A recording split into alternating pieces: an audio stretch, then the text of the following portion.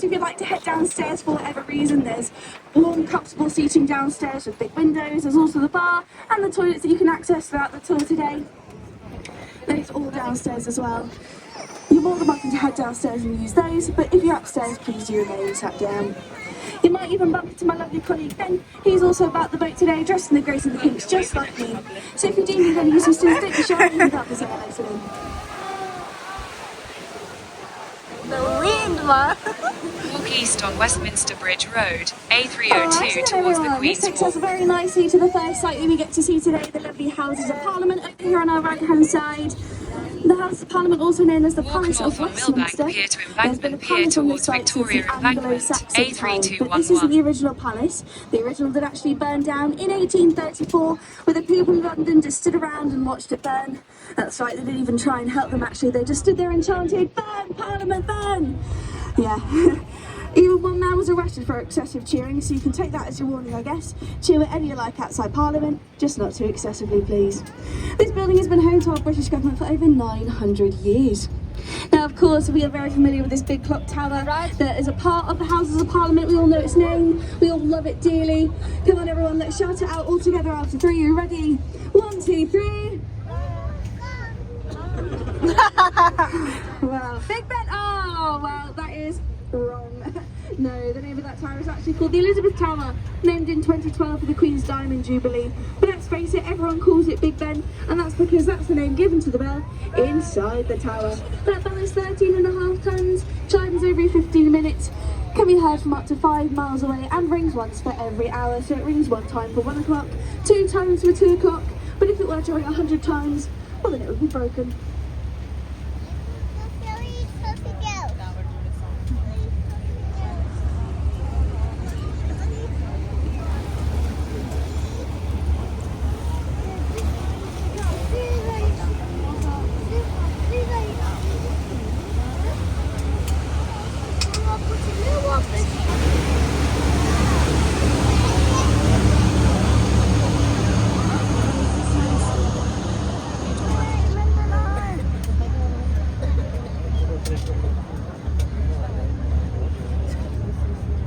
Alright, so now we're heading back past where we departed from today, and over there we can see this wonderful wheel. It's my boss, the London Eye.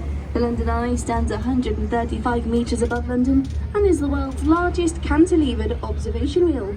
I know it sounds very fancy, but actually all that means is that it's only supported on the one side here, just so you can see. And I do want to stress, everyone, this wheel is an observation wheel and not a Ferris wheel.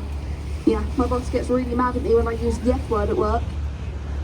The London Eye has 32 capsules, one for each of the 32 London boroughs, but if you ever go on the London Eye and you find yourself on pod 33, do not panic.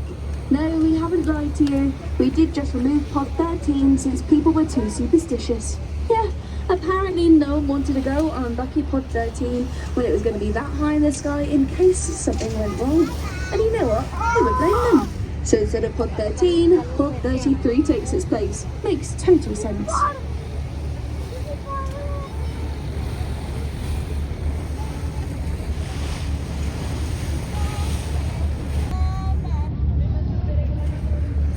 Now, the London Eye was actually designed for a competition to find the new London landmark to celebrate the millennium.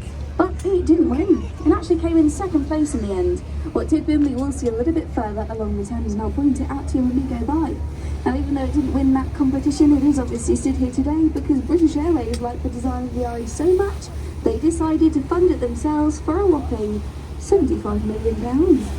I know, quite a hefty investment, but they actually made that money back within the first 2 years of its opening, so it was totally worthwhile for them. Originally, it was only supposed to be a temporary structure, but then it got given a 25-year extension, and actually, March last year, it was granted permanent status on the Thames, so we get to enjoy the London Eye forevermore.